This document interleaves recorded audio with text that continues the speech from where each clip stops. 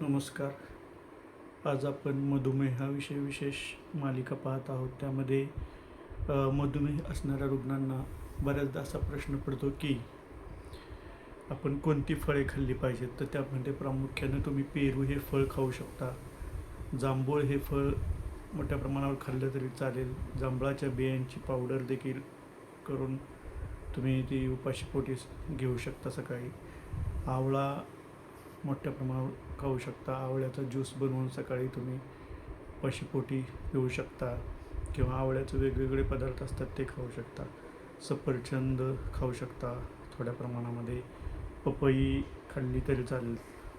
ही अशा प्रकारे इत्यादी फळे मधुमेह असलेल्या व्यक्ती खाऊ शकतात. तसेच ज्या फळांचा रस कडू असतो अशी फळे तुम्ही मोठ्या प्रमाणावर खाल्ली तरी चालतील. धन्यवाद.